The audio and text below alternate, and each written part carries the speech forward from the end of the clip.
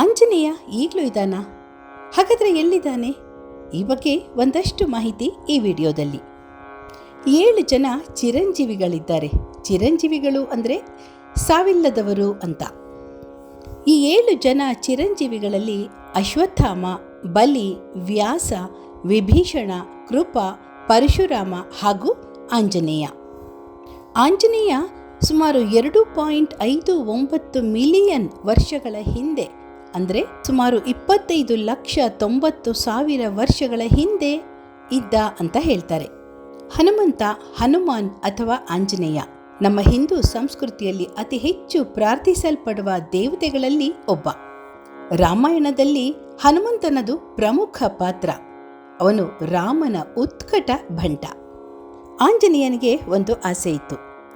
ಭೂಮಿಯ ಮೇಲೆ ರಾಮನ ಕಥೆ ಅಥವಾ ರಾಮಾಯಣವನ್ನು ಓದುವವರು ಹಾಗೂ ರಾಮನಾಮ ಜಪಿಸುವವರು ಇರುವವರೆಗೂ ತಾನು ಭೂಮಿಯ ಮೇಲೆ ಇರಬೇಕು ಅನ್ನೋ ಆಸೆ. ಅದನ್ನ ಶ್ರೀರಾಮನಲ್ಲಿ ಹೇಳಿಕೊಂಡಾಗ ಅದಕ್ಕೆ ಶ್ರೀರಾಮ ತಥಾಸ್ತು ಅಂತ ಆ ವರವನ್ನ ಆಂಜನೇಯನಿಗೆ ಕೊಡ್ತಾನೆ.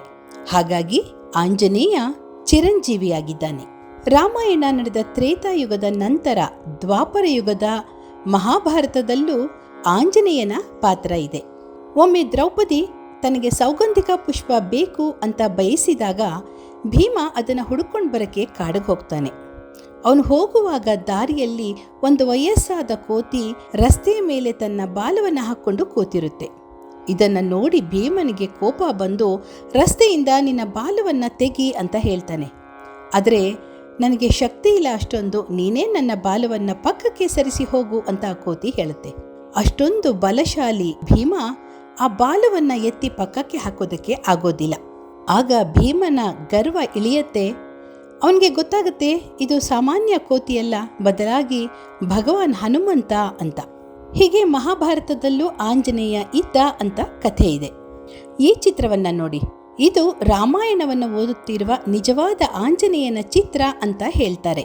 ಈ ಚಿತ್ರವನ್ನು ಅಂದರೆ ಫೋಟೋನ ತೆಗೆದವರು ತಕ್ಷಣ ನಿಧನರಾದರು ಅಂತ ಹೇಳ್ತಾರೆ. ಯಾಕೆಂದ್ರೆ ಅವ್ರಿಗಾಗ್ಲೇ ಆಂಜನೇಯನ ಸಾಕ್ಷಾತ್ಕಾರ ಆಗಿತ್ತು. ಆದರೆ ಈ ಫೋಟೋವನ್ನ ಸಂರಕ್ಷಿಸಿ ಇಡಲಾಗಿದೆ. ಇದನ್ನ ಸುಮಾರು 1988ರಲ್ಲಿ ತೆಗೆದಿದ್ದಾರೆ ಅಂತ ಹೇಳ್ತಾರೆ. ಶ್ರೀಲಂಕಾದ ಕಾಡುಗಳಲ್ಲಿ ವಾಸಿಸುವ ಮಾತಂಗ ಬುಡಕಟ್ಟು ಜನರ ಬಳಿಗೆ ಈಗಲೂ ಆಂಜನೇಯ ಹೋಗ್ತಾನೆ ಅಂತ ಹೇಳ್ತಾರೆ. ಆ ಬುಡಕಟ್ಟಿನ ಜನರು ಬೇರೆ ಜನರ ಸಂಪರ್ಕ ಇಲ್ಲದೆ ಕಾಡಿನಲ್ಲಿ ತಮ್ಮ ಪಾಡಿಗೆ ವಾಸ ಮಾಡ್ತಿದ್ದಾರೆ ಅಂತ ಹೇಳಲಾಗುತ್ತೆ. ಇವರು ರಾವಣನ ತಮ್ಮ ವಿಭೀಷಣನ ಸಂತತಿ, ಆಂಜನೇಯನ ಭಕ್ತರು. ಇವರನ್ನ ಭೇಟಿ ಮಾಡೋಕ್ಕೆ ಪ್ರತಿ 41 ವರ್ಷಗಳಿಗೊಮ್ಮೆ ಆಂಜನೇಯ ಅಲ್ಲಿಗೆ ಭೇಟಿ ಮಾಡ್ತಾನೆ ಅಂತ ಹೇಳ್ತಾರೆ. ಪ್ರತಿ 41 ವರ್ಷಗಳಿಗೊಮ್ಮೆ ಹನುಮಾನ್ ಈ ಮತಂಗ ಬುಡಕಟ್ಟು ಜನಾಂಗದವರನ್ನ ಭೇಟಿ ಮಾಡ್ತಾನಂತೆ. ಕಳೆದ ಬಾರಿ ಮೇ 27, 2014ರಂದು ಆಂಜನೇಯ ಅಲ್ಲಿಗೆ ಬಂದಿದ್ದ ಅಂತ ಹೇಳ್ತಾರೆ. ಅವರು ಇಟ್ಕೊಂಡಿರೋ ಒಂದು ಲಾಗ್ ಬುಕ್ ನಲ್ಲಿ ಆಂಜನೇಯ ಬಂದು ಹೋಗಿದ್ದಾಗ ನಡೆದ ಪ್ರತಿ ಘಟನೆಯ ಪ್ರತಿ ಕ್ಷಣವನ್ನ ಅವರು ದಾಖಲಿಸಿದ್ದಾರೆ. ಇನ್ನು 41 ವರ್ಷಗಳ ನಂತರ ಅಂದರೆ 2055ರಲ್ಲಿ ಮತ್ತೆ ಅವರನ್ನ ಭೇಟಿಯಾಗೋಕೆ ಆಂಜನೇಯ ಬರ್ತಾನೆ ಅಂತ ಹೇಳಲಾಗತ್ತೆ. ರಾಮೇಶ್ವರಂನಿಂದ 3 ಕಿಲೋಮೀಟರ್ ದೂರ ಇರುವ ಪಾಂಬನ್ ದ್ವೀಪದ ಗಂಧಮಾದನ ಪರ್ವತದಲ್ಲಿ ಈಗಲೂ ಆಂಜನೇಯ ತಪಸ್ಸು ಮಾಡ್ತಾ ಅಲ್ಲೇ ಇದ್ದಾನೆ ಅಂತ ಹೇಳ್ತಾರೆ. ಅವನು ಸೀತೆಯನ್ನ ಹುಡ್ಕೋಕೆ ಇಲ್ಲಿಂದಲೇ ಲಂಕೆಗೆ ಹಾರಿದ್ದು. ಹಾಗಾಗಿ ಈ ಜಾಗವನ್ನೇ ಆರಿಸಿಕೊಂಡು ಅಲ್ಲಿ ತಪಸ್ಸು ಮಾಡ್ತಾ ಇದ್ದಾನೆ ಗಂಧಮಾದನ ಪರ್ವತದಲ್ಲಿ ಅಂತ ಹೇಳಲಾಗತ್ತೆ. ರಾಮಾಯಣವನ್ನು ಎಲ್ಲಿ ಪಠಿಸಿದರೂ ಹನುಮಂತನು ಯಾವುದಾದರೊಂದು ರೂಪದಲ್ಲಿ ಖಂಡಿತವಾಗಿಯೂ ಅಲ್ಲಿ ಇರ್ತಾನೆ ಅಂತ ಶಾಸ್ತ್ರಗಳಲ್ಲಿ ಹೇಳಲಾಗಿದೆ. ಹಾಗಾಗಿ ಎಲ್ಲಿ ರಾಮಾಯಣ ಪಠಣ ಆಗುತ್ತೋ ಅಲ್ಲಿಗೆ ಮಂಗಗಳು ಬರುವುದು ಸರ್ವೇ ಸಾಮಾನ್ಯವಾಗಿ ಕಂಡುಬರುತ್ತೆ. ಈ ಕಥೆ ಕೇಳಿ ನಿಮಗೇನನ್ನಿಸ್ತು? ಕಮೆಂಟ್ಸ್ ಬಾಕ್ಸಲ್ಲಿ ಹಾಕಿ. ಹಾಗೆ ವಿಡಿಯೋವನ್ನು ಲೈಕ್ ಮಾಡಿ, ಶೇರ್ ಮಾಡಿ. ಧನ್ಯವಾದಗಳು.